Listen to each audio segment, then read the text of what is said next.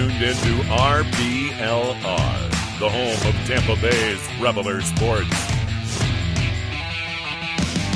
This is the RBLR Race podcast. I'm your host, Zach Daub, along with my co-host, Pat Davenport. Pat, how are you doing this week?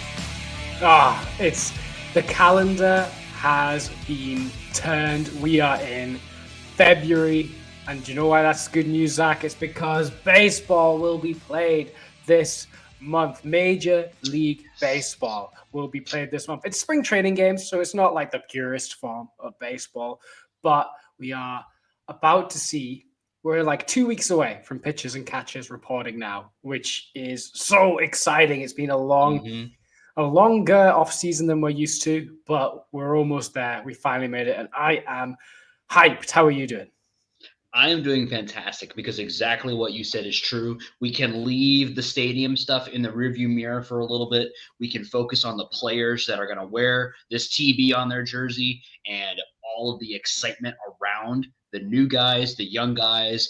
Spring training is going to be kind of electric because it feels like it really does matter more than some years how guys do in spring training. Like there really are open roster spots on this team going into 2025 season. So I'm hyped. We've got a lot to talk about. We had a massive for the Rays, but honestly, like it's a big deal to sign a guy like we signed. We're going to talk about that. Believe me, we're going to talk about that. And then the other big news is spring training invites. And that may seem like kind of a ho-hum thing, but there's always interesting pieces of information in there, and we're going to break it down for you. If this is your first show, thank you for joining us. We appreciate you. We hope you enjoy. If you do enjoy, drop a like, but we're just happy to have you. If you're coming back and seeing us again, thank you. If you want to know anytime this show goes live or anytime we post something or we give you some updates, do us a huge favor and drop us a follow on any of the social medias and on YouTube. That'll let you know when we go live. It helps us out. It's free. It doesn't cost you anything, but it helps us know that you enjoy what we're doing and helps you know when we're going to be going live and when we're going to be doing the show, because we've got a lot of fun stuff to talk about today, and it's only going to get more fun from here, folks. The off season is in the rear view. We are into baseball season very, very soon. So hop on board. We're going to start it off today with maybe the biggest news of the offseason, at least the most positive news of the offseason, I would say, probably. And that is the Rays, in a move that shocked just about everybody, I think including me, have signed Ha-Seong Kim to a 2-year deal, $29 million. It is going to be, I believe, $14 million for this season, then an option going into next season based on, what happens this year, and that option will be available. He'll also potentially be able to be extended to qualifying offer as well if he declines the option. So lots of options for the future. What are your thoughts on this deal? Yeah. So a friend of mine who follows the Rays messaged me while I was at work, actually, that when this signing kind of broke, and they messaged me the words "Ha-Seong Kim jump scare" is what they said, and I was like, "Huh?" I open up Twitter, and there's the Jeff Passan tweet that we've made the signing, and I genuinely could not believe it. I guess it's the podcaster's curse that we spent a whole episode talking about how we just need to get ready to tank a whole year of Taylor Walls at bats. And then here we are. And I even said, hey, free agent shortstops don't grow on trees, we're not going to go get one of those. Well, then we did. We went and got one. And I don't think you could tell a single person that we were going to make this signing at the start of the offseason. And it's a really exciting one. Last year, he kind of hit to a major league average bat, but put up some amazing fielding. And that's kind of what you're going to expect from Ha-Seong Kim, is that he's kind of major league average with the bat. He did have a really good 2023 where he got up to a 110 WRC plus with that amazing defense that gave him a 4.2 F4, which is a really, really valuable player. That's kind of verging on all-star territory, I would say. 4 wins is kind of when you start to get into all-star conversations. And this year, he wasn't able to put up that amount, but that's because he got hurt at the back end of the year. He needed some shoulder surgery. He's still actually rehabilitating from that. And he will probably not be on the opening day roster. He'll probably start the season on the injured list, is most indications. They expect him back end of April, start of May kind of time is what the earliest reports are saying. He is hitting off a tee.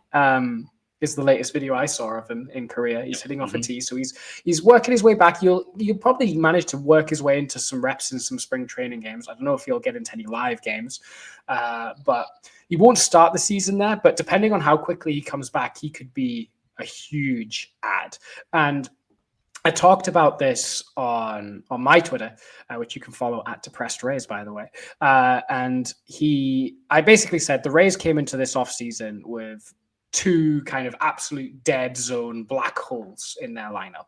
And that was at catcher, where Rott Vet and Alex Jackson took the majority of the at-bats. And then at shortstop, where it was Taylor Walls and Jose Caballero. All four of those players, black hole hitters, not very good hitters at all. But we were like, hey, their defense is pretty good, so we're just going to tank it. What they have done is now they've signed Danny Jansen and Ha-Seong Kim, who have turned the floor of those at-bats from absolute black hole 30 WRC plus dead zones into major league average bats. And that is huge. To get a 50, 60 WRC plus difference at a position is like, even if it only gets you to 100, to make a position 60% better with the bat is huge. And it does so much for not just that particular part of the lineup, but it also helps out the guys at the top of the order, like Caminero, like Lau, like Yandy, who had a lot of pressure on them, I think, before the Jansen and Kim signings happened to be the entire offense, basically. Now know that they will have at least serviceable bats behind them that will pick them up. So, and in the Kim's case, without even really sacrificing a significant chunk of your defense, which is outstanding business, especially when you consider some people were going into the offseason projecting Kim to get a 4 or 5 year deal close to like 80 million. And we've signed him for 2 years and 30, essentially. It's a huge get. It's an absolutely huge get. How are you feeling? I honestly feel fantastic. And I was talking about this the other day with someone.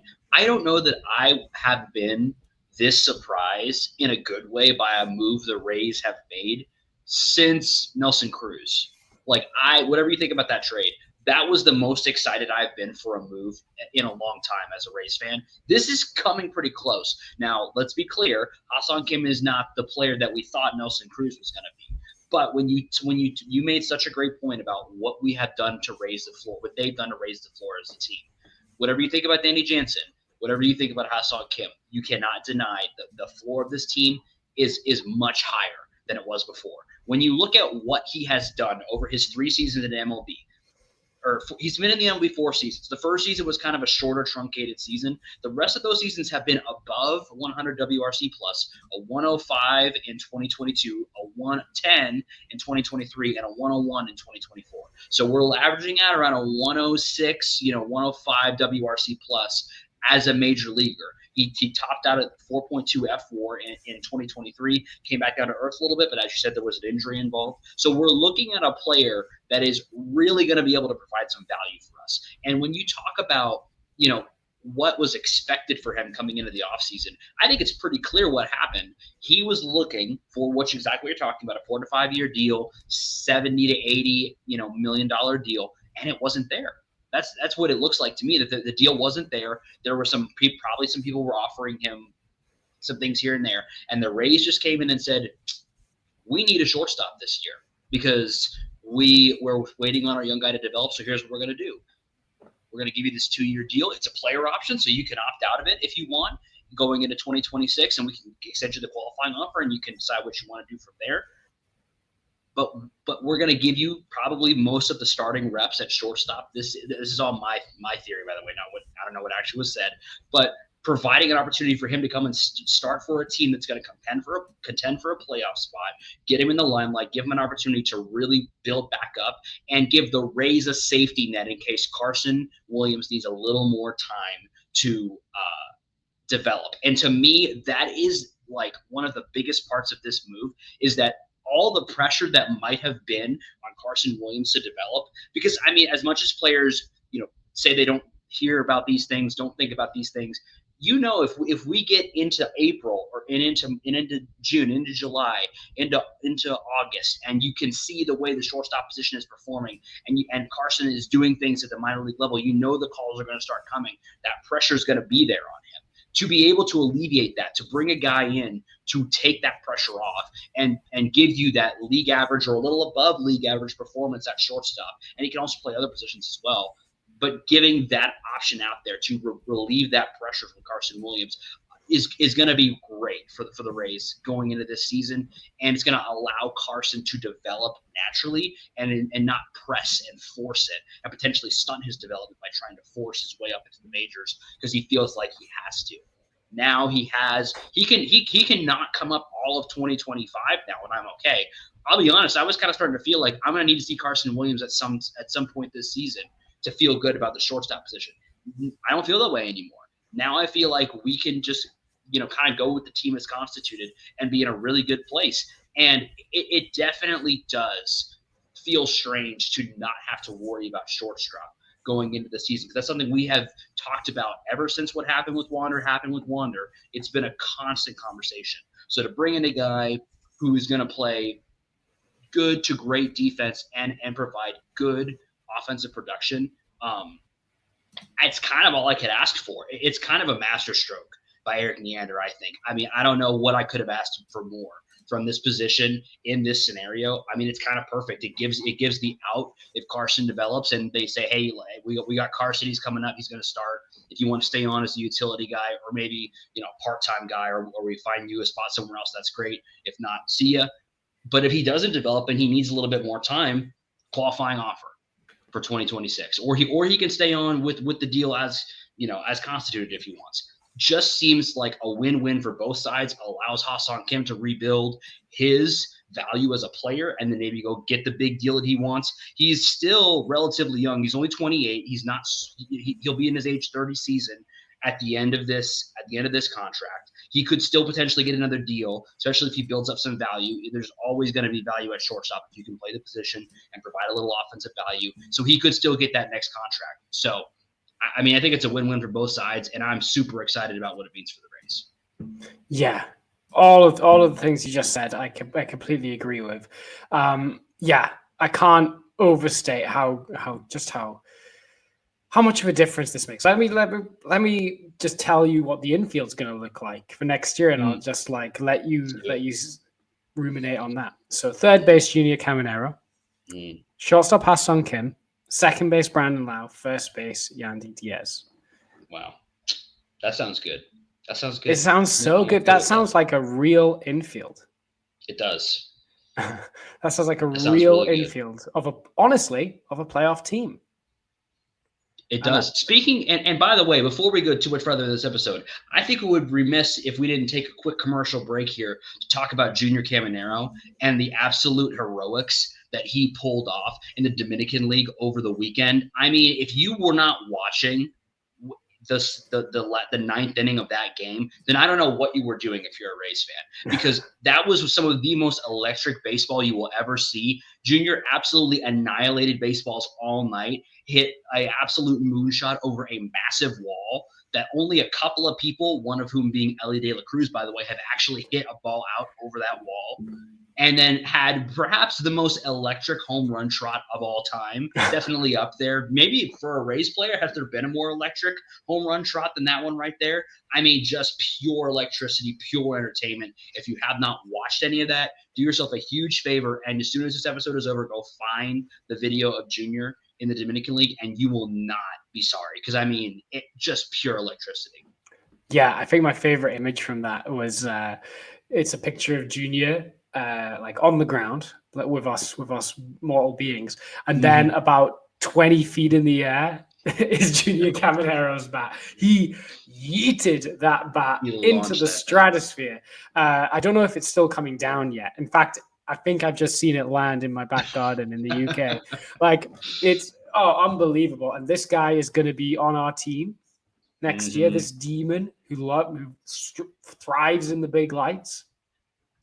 Oh my goodness. And then going back to Kim, I mean, let me put it this way, how valuable he is. Shortstops, since Kim played his first full season in 2022, Ha-Seong Kim is 11th among shortstops in WAR, but like Wow. these are the names that are kind of in his relative close range. Yeah. Willie Adames, Carlos Correa, Xander Bogaerts, and Bo Bichette. So he's above Bo Bichette, and he's kind of like a couple of decimal points away from Correa, Adames, Bogaerts. That puts it in some perspective right there. Because I mean, if you had told me we were going to add any of those guys, I would have been ecstatic. And putting it in perspective, the value that he's provided may not be as flashy as a guy like Willie Adames, who's got kind of the big arm, kind of the big bat. But a guy that is providing the kind of value that Ha-Seong Kim can provide, being on this team, it just so exciting to know that we're going to have that guy, even if it's a little bit later in the season, even if it's like mid-May. I mean, that's just riveting information for me. It's just so floor raising is what it is. And the thing about Ha-Seong Kim's hitter profile is I quite like it as well. He doesn't strike out very much at all. He's got really good contact skills, and he actually draws a heck of a lot of walks, actually. 11% walk rate in the past 3 years, which is better than Carlos Correa, Willie Adames, better than Gunnar Henderson, better than Dansby Swanson, better than Bobby Witt, better than Francisco Lindor. And he's got a lower strikeout rate than pretty much all of those guys as well. The power, he's not really known for his power, but he's consistently racked up double digits in home runs a year. He'll probably give you around 10 to 15. As a right-handed hitter in Steinbrenner, I wonder how well that'll translate. Maybe that'll lead to more home runs. Maybe that'll lead to less, because I know in San Diego, left field is a bit more hitter-friendly. So we'll see how well the power numbers translate. And he's also kind of a pull hitter. He does like to pull the ball, especially when he's going for power.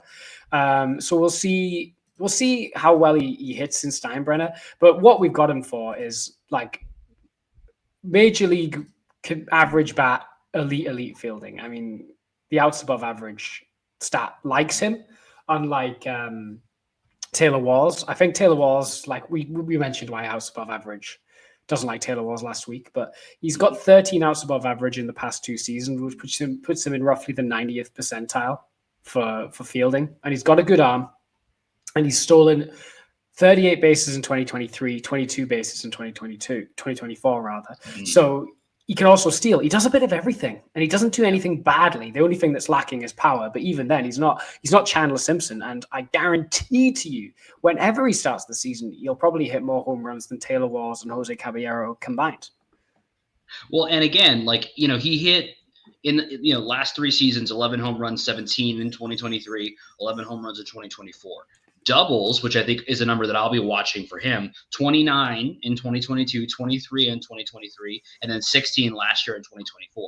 I'm okay if he hits like 10 home runs, but if he can give me 25 doubles and maybe a triple or two, he's actually averaged about 2 to 3 triples a year, which doesn't seem like a lot, but it is a lot.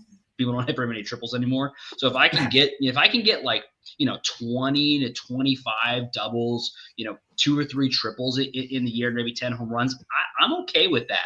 As I don't need. There are guys on this team that have power profile. We have guys on the team with power profile. We don't necessarily need the power to come from shortstop. That's what we have: Josh Lowe, Brandon Lau, Yandy Diaz, Christopher Morel, if he puts it together. There are guys that Junior Caminero, obviously. There's power on this team. I'm fine if he wants to be a guy that's going to hit a double every once in a while, that's going to just get on base at a good clip, hit singles, hit doubles. That's a really nice skill set and a nice hitter profile to add to this team. Yeah, and he put up 2.6 Fangraphs WAR last year, which was considered a down year. It was his worst full season in the bigs. But if he put up 2.6 FWAR for the Rays this year, he would have led the team. And that 2.6 FWAR is in the fewest games of his career. Only 121 games played due to injury. So again, he is clearly a guy that is looking for a 2 point, somewhere between a 2.78 and a 3 FWAR when healthy, when on the field for enough games. That is the kind of player that we're getting. this is the kind of signing that we have been asking for all offseason in reality. Like we said all offseason to forget about shortstop. It's not going to happen. Maybe look to the outfield. This is the kind of guy where I'm kind of okay with the outfield running it as is, because now we have got a floor raiser. And you could consider Danny Jansen that too. I'm not quite as high on Danny Jansen as I think you might be, but that's okay. I think he still does raise the floor a little bit. And I think that Ha-Seong Kim raises it a lot. And I think that allows you then to say, we're going to experiment in the outfield a little bit. We're going to give a couple of guys opportunities and see what happens with them in the outfield, because we've got is there a more rock solid infield in baseball? Maybe, baseball seems a bit much, but I mean, when you look around the AL East or even the AL, it's just a really solid infield. There's not if everybody's healthy, Junior, Ha-Seong Kim, Brandon Lau, Yandy, I would put that up against any infield in the major leagues personally. All four of those guys have all-star potential. Two of those guys have been all-stars. Mm-hmm. And if Lau could stay healthy, he could be an all-star. Yandy has proven he's an all-star quality hitter for the past 3 years. Junior Caminero, you can imagine him putting up a campaign that lights the baseball world on fire. Easily. And could be an all-star. Like, you want to temper your expectations with him just because it's going to be his first full year as a major leaguer. So you want to temper those expectations. But there is a scenario where he just goes off early before pitchers figure him out and he gets an all-star nod due to it. And then Ha-Seong Kim probably wouldn't make the all-star game just because he won't start the season on the opening day roster. But he could end up in a WAR generated per game basis, where you go, well, he could have put up 4.5 WAR if he did stay healthy all year, which is all-star caliber. Yep. So, there's not a weak spot in that roster, and that therefore puts Taylor Walls in a position where he will thrive, where he's a defensive replacement and not having to take as many at-bats, which again actually raises the floor of the team for him coming in to replace Caminero at third when we're defending a one-run game. Or if Lau needs a day off his feet, we can plug Taylor Walls over at second for a day, but that just for a day. So it's so useful. And it's a win-win because for both the player and the team, because we've got him for a year while he recovers. And then if he does really well, then like you said, he'll just not take the player option. We get a draft pick out of a qualifying offer while he signs a big money extension. And if he's not great and takes the player option, then, he gets another chance to prove himself. And if he likes the team and he likes the race, he could also take the qualifying offer and stay with the team. Or we could work out a little mini extension for him or something. There are scenarios where this isn't just a 1-year deal as well. There's also scenarios where he plays like the other kind of floating. I'm just going to float this out there.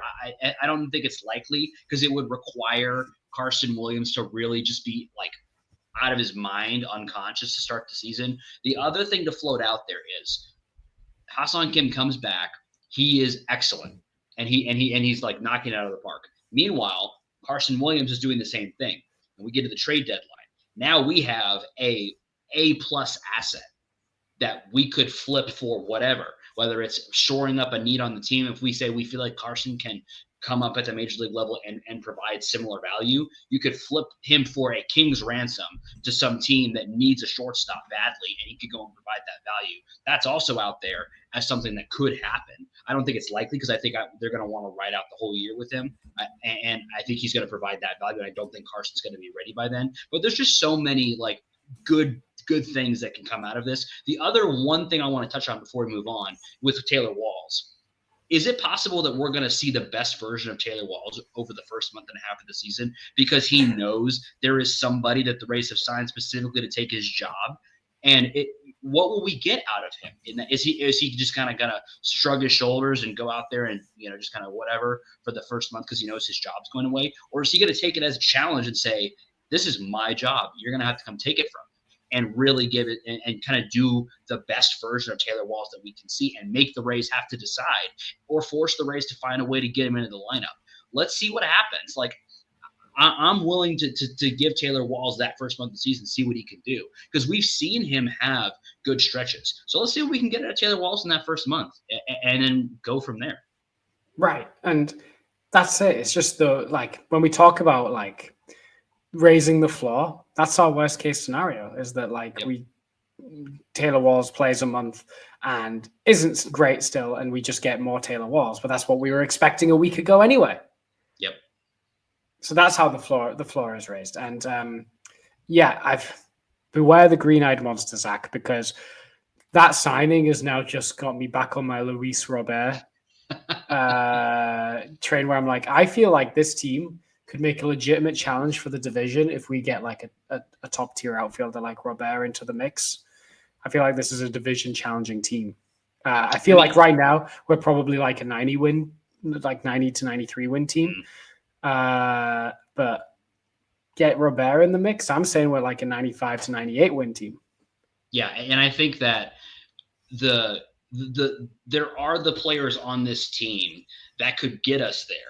The thing is, if we bring in Robert, he replaces Morel, who's a question mark, right? That's kind of that's the only question mark left on this roster at the moment, really. Because pitching staff don't even have to talk about them. I'm not even worried about them.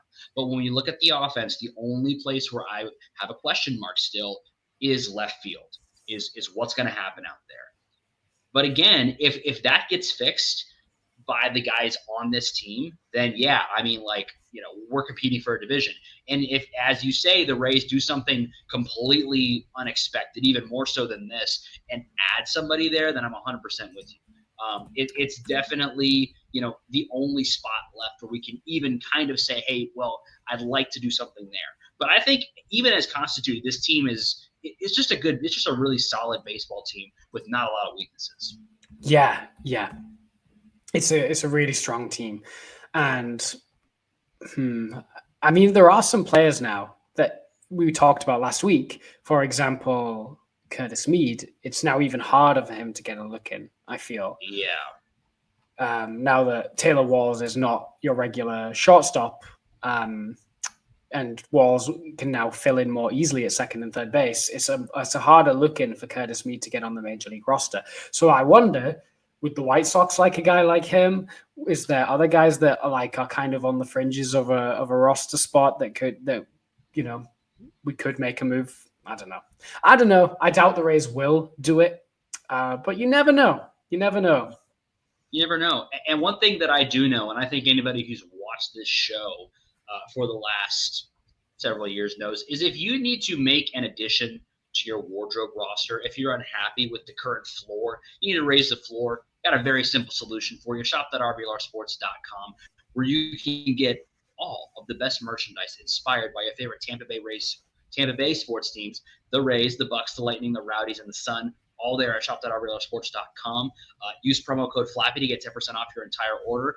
Raise your fashion floor at shop.RBLRsports.com. It'll get you, whether you're on any kind of roster or invite list. If you're looking fly, you'll probably get some invites that you might not be expecting. There you go. And speaking of invites that you might not have been expecting, we're going to be talking about the invites to spring training, of which there are quite a few. There's a lot of names on this list that are non-roster invites. I won't read them all, but of the, I guess it's, what is it, like 20 or 30 or so, 30 non-roster invites. What name stands out the most to you? For me, I'm going to say the name that intrigues me the most, Jonathan Hernandez. Okay, so tell me why. I know. I'll tell you why, because there are some more flashy prospect names on this list. But Jonathan Hernandez, there's always one guy that just doesn't get reported on signing a minor league deal and then sneaks into the non-roster invite list. And Jonathan Hernandez is that guy, and he's had major league time before, mostly with the Texas Rangers, I think, is where he spent his major league career. And he's got some really nice stuff. He's got a high velo sinker and lots of high ground ball rate stuff. And I liked him when he was at Texas. I liked his arsenal. And I just feel like he's got a sneaky chance of sneaking into the bullpen mix. He's a one to watch for me, just because I like his mix, and I think he could make a couple adjustments with the Rays pitching staff that could make him like really like a top tier reliever. The stuff's there. Interesting. Just keep an eye on it. Keep an eye on it. And I think one of the things that, we've talked about the Rays bullpen, and we've kind of said it's a lock who's going to be in there. There's so many options there. But I think one thing that you can say for sure is that bullpen guys are going to get injured. Someone's going to get injured at some point during the season. And that's why the Rays seem to always have a plethora of options. So you never know when your opportunity is going to come. And the fact that they invited him to spring training, to me, signals exactly what you're saying, that he's got that potential. And the Rays are saying to him, there's going to be opportunities. There always are in a baseball season. Show us what you got here and get yourself on our radar for when those opportunities come open. Yeah, and there's a few guys that I feel like have, small chances to make that break. Garrett Acton is a guy that we signed last offseason on a 2-year deal. He's recovering from TJ, but has some nice stuff.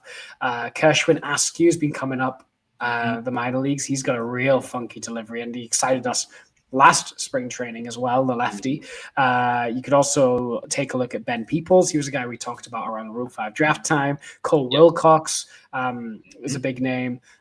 So there's some guys there. Paul Gervais, a guy we picked up from the Mets system when we were just picking up relievers from the Mets minor league system for fun for like a good 3-month period. He's a guy that has some good stuff. So just keep an eye on all those guys. But I know you want to talk about a couple of these position players. So go on, Zach. Know me too well. You know me too well because I want to talk about Trey Morgan getting the invite to spring training because I just love watching Trey Morgan play, and I am excited. I can't pretend that like I could be like, I'm really excited to see Jake Brown. I want to see Trey Morgan. I'm just going to be super honest with you guys. Like, that's who I'm excited for. That's who I want to see. I want to see Braden Taylor as well. When you talk about the future of this Rays infield, these are the names you're going to want to know. Xavier Isaac, Trey Morgan, Braden Taylor, Carson Williams, obviously.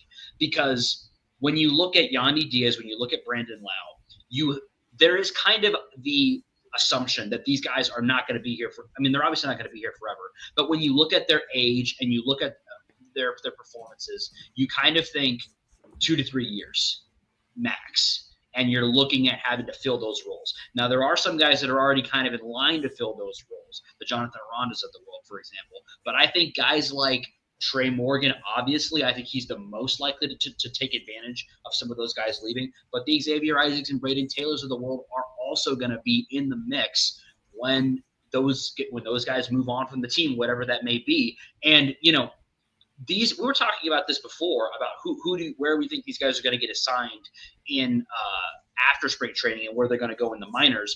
I don't know that it's going to have a lot to do with it, but it may have something to do with where some of these guys get assigned, which has something to do with which of these guys could affect the major league roster in 2025.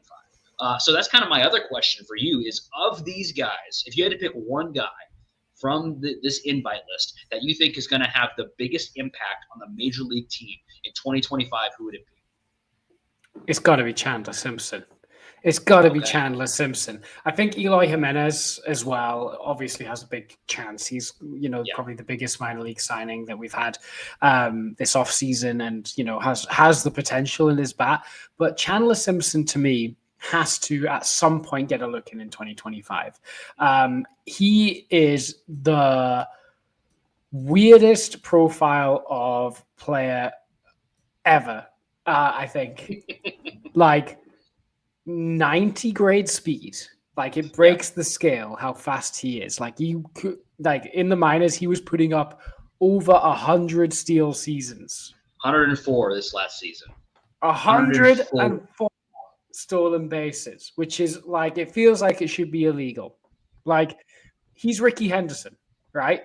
And then also like 10 grade power.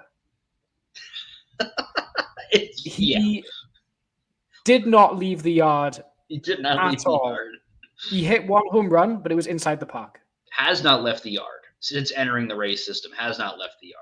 Perhaps will never leave the yard in the Rays system. Right. His only chance is if they rebuild the Trop and he sneaks a line drive over that 162 landing. And even then, it's that's Well, he bats left. Could he sneak one over? The short porch. Maybe. Could he sneak one? Could he sneak one over the short porch? This is a question for everyone in the comments. Chandler Simpson over under half a home run next year. That would be a line. That's a line to bet. If I'm not a betting man, but that would be quite the line. Yeah. So he is the weirdest profile. He has really good contact skill. He does take his walks. He doesn't strike out that often. And the thing is, all you need to do for Chandler Simpson is to put the ball in play. Any ball in play has a chance to be especially on the ground, has a chance to be a single for him. If you hesitate as a fielder for like half a second, he could reach base. Yeah. And I mean, just butting in really fast. I think we need to not understate the fact that his walk percentage and K percentage are basically the same. You don't see that very often. Yeah, and a walk is essentially a triple for Chandler Simpson. Yes. And you could probably steal home plate a few times if you really wanted to. Mm-hmm. So a walk could be a home run for him because he's just that fast. He could tell you that he's going to steal, and he could still do it. And especially the pressure that puts on a pitcher when you know, if I let this guy on, he's on second base. Minimum. He's on second. And I've got to deal with that for the rest of this inning. Like that's the kind of pressure that he puts on a pitcher the second he steps in the batter's box. Yeah. The question is, can the 10 grade power work enough? Yeah. That's it. That's all it is like, I have never seen a player with this little power. Yeah. So will it work? I think it could. He will be disgusting on MLB The Show. Oh my goodness. I mean, you talk about cheesing it. I mean, So I mean, he plays outfield and he's played infield. He's mostly had the past year or so been exclusively outfield, but I think he originally came up as an infielder. So he could play essentially anywhere. He can play anywhere in the outfield. His outfield defense is not as good as you'd want it to be, considering how fast he is. But it's good enough. It's serviceable to kind of make up for inefficient. He can make up for inefficient routes with his speed, essentially. But he could also play middle infield as well. So he's got the utility, and especially when we get to playoff time and everyone needs like a super speedy guy on their bench. I was just gonna say, he's going to be that guy. He's going to be Terrence Gore. He's going to be Billy Hamilton. He's going to be I think those are the two main guys. Is there someone I'm missing? Who's like the guy? I'm trying to. There was a guy the Rays brought up a couple seasons ago. I'm trying to remember who it was. Are you thinking I think it was like Johnny Smith or something like that? Yeah, something like that. I know that's the guy I'm thinking of, but I can't remember his name on top of my head. So 45 to 60 hit tool. I mean, so max out at a 60 hit tool, and I think he could get to that 55 to 60 hit tool. Definitely possible. The 20 game power is just comical. I mean, it's generous. It's generous. And the field tool to me is the one that I'm going to watch the most closely going forward with him.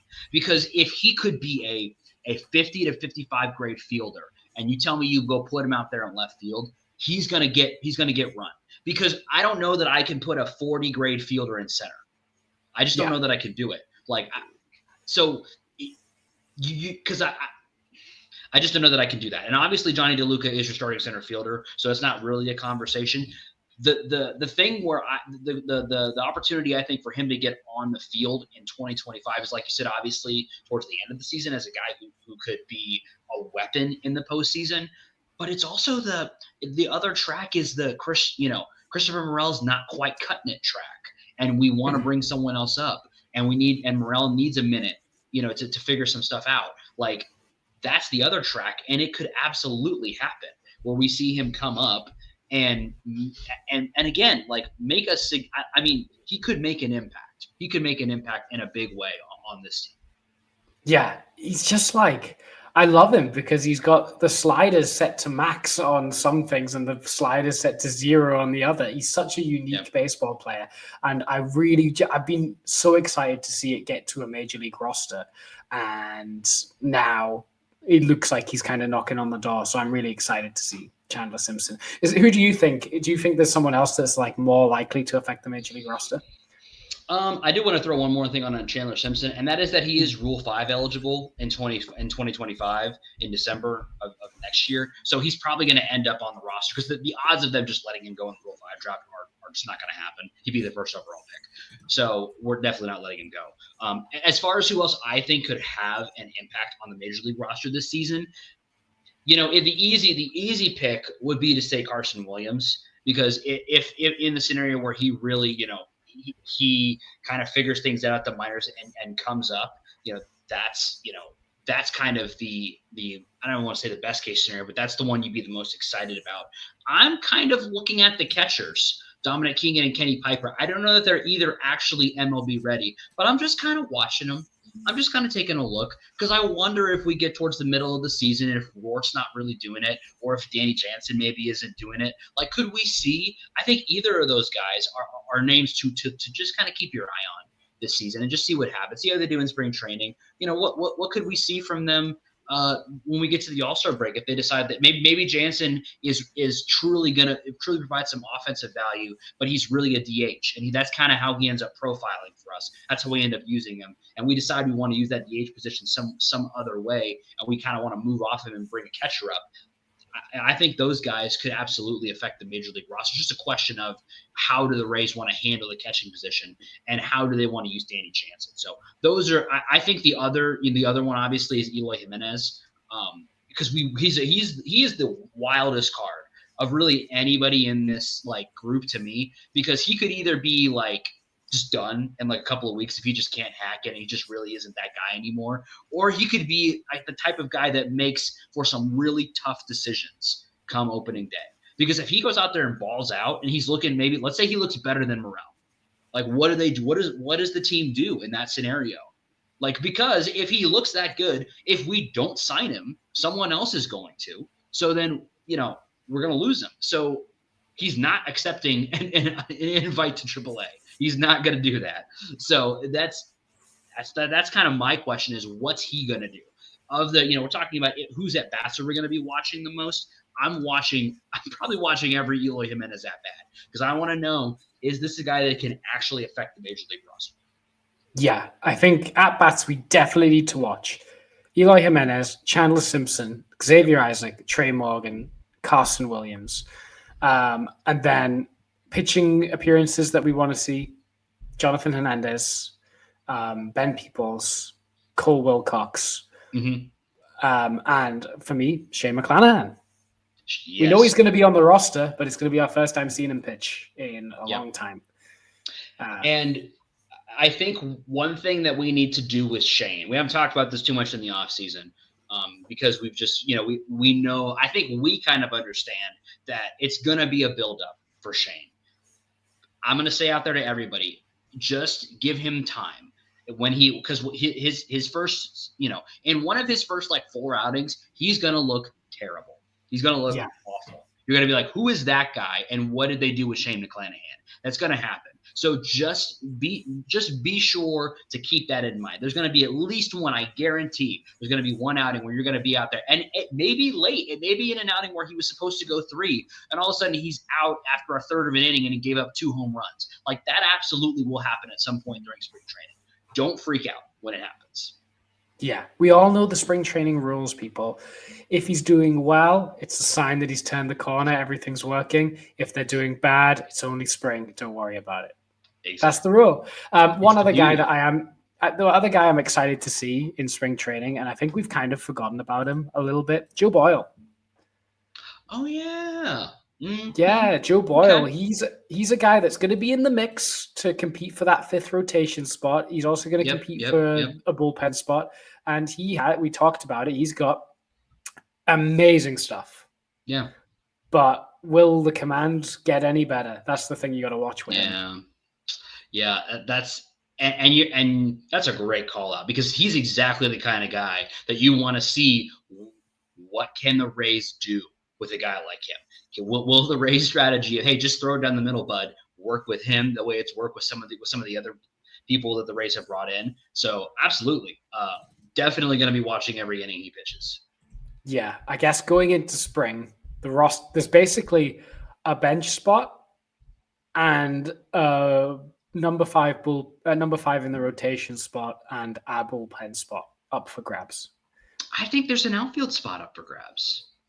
I don't know that. I don't know that it's well, but like, so who's your starting left fielder opening day right now? Right now, it's Morel's job to lose.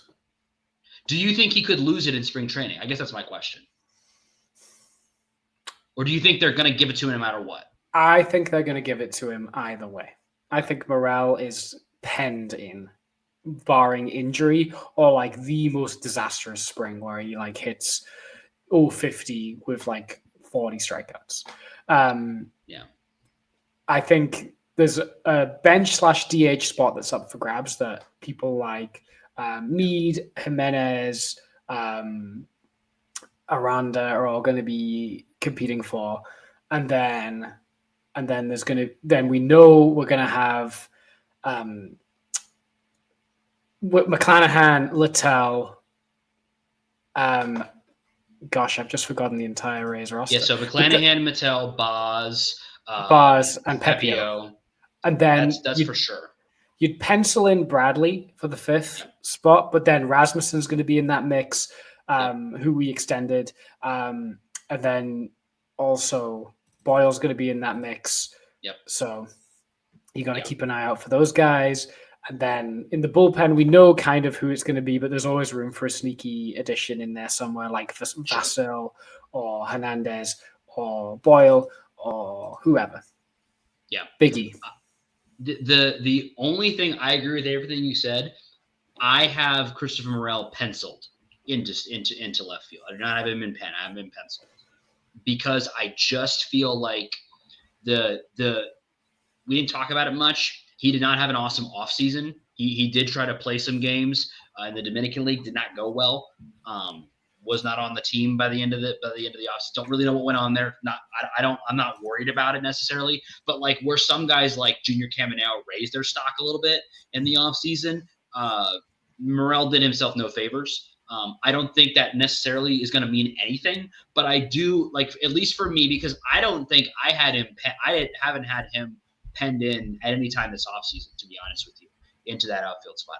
I had him in pencil because I do have him in pencil because I think if he just does like pretty good and Jimenez is like fine, then yeah, he's going to get that opening day spot and they're going to give him a shot.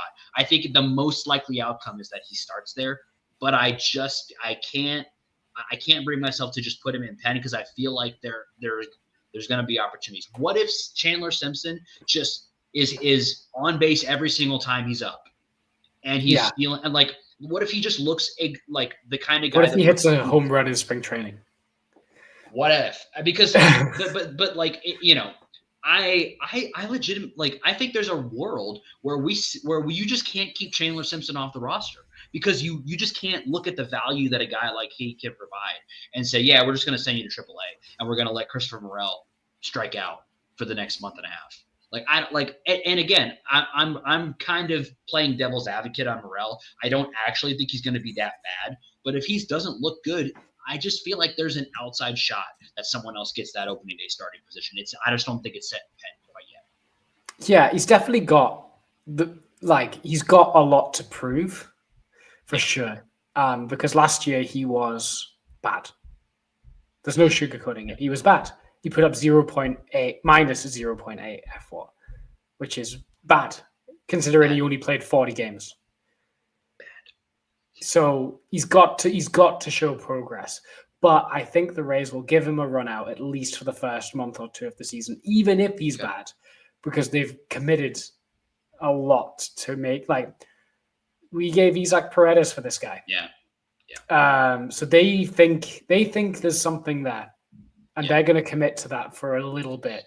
It makes you wonder, like, hey, could we have done with Kyle Tucker on this team instead of Morel? Oh, I don't want to think about Kyle Tucker. Because I really like Kyle Tucker a lot. Because apparently Isaac Paredes can get you Kyle Tucker, but we spend it on Chris Morel. So let's just put that away. I'm just going to put that away. I'm Morel's happy. We got Ha-Seong Kim. I'm happy. Yeah, he's got a lot to prove, but the Rays will give him the opportunity to prove it, I think. I don't think he's going to play all year if he's bad, but I think he's going to get the first dibs. Okay. We'll see. That's the beauty. We're going to find out. And we're finally at the point where we're not like, yeah, we'll find out in 3 months. Like, we're going to find out. We're going to start finding out within the next 2 weeks. We're going to start finding out. So, I mean, this is the time of year where I'm an American football guy. So that is ending. I could care less about the Super Bowl. It's going to – I don't even know if I'm going to watch. I'll probably watch it, but it's just complete nonsense. College football's over. So now it's baseball season. Ready to run. Yeah. Who you got for the Super Bowl? If the Chiefs win, I don't want to talk about it ever, because we're going to do a really quick, this is my audition to get on the RBLR Bucks podcast. If I hear one more person say that Patrick Mahomes is as good as Tom Brady, I'm going to lose it, because it's just, I sat through, as a Patriots fan, years of people downgrading Brady's reputation, saying he wasn't as good as Joe Montana. Even when he had 5 Super Bowls, they were saying he wasn't as good as Joe Montana, and this still was not. And then now this guy has 4. Even if he wins, he's got 4 and he's the greatest ever. I mean, it's complete nonsense. I don't respect anybody who thinks that Patrick Mahomes is better than Tom Brady. I watched them both play. I watched Tom Brady school Patrick Mahomes multiple times. Fly, Eagles, fly. Saquon, save us. I'll go with your opinion because I know nothing about it. Screw that guy, Pat Mahomes, even though he's got a great name. I got to say, Patrick's a great name. He does have a good name. And then, I guess you could tune in for the Kendrick Lamar halftime show. That sounds like you could tune in for that. That will be I don't know what's going to happen. I feel like it will be entertaining. Whatever goes on during the halftime show will be entertaining. I'm more likely to watch this year than some other years, just because I just kind of want to see what happens. Over under 2 allegations towards Drake. Over. Hammer the over. Absolutely destroy the over. So do you reckon he will overtly call Drake a Wander Franco? Ooh. Man, if he performed if there was a halftime of the World Series and the opportunities there would just be endless. Thank God Kendrick's not doing the Game 3 of the World Series post show. But hey, that's not a bad idea. Post game concert at the World Series. They started doing that now. It's kind of a thing in Major League Baseball. 7th inning stretch concert. Maybe that's too. Maybe we don't want to spend that long in the 7th inning stretch. But we'll spitball and get back to you, Rob. Anyway. Yep. I think that'll do it for today. That'll do it. We've gone completely off the rails. And we hope that you enjoyed the show, even the bits that we were off the rails. If you enjoyed this week's show, please do us a huge favor and subscribe and follow. We're going to get into the really fun stuff here very, very soon. The season's coming back. We're doing previews. The off season is almost over, fellas. So for now, raise up. Raise up.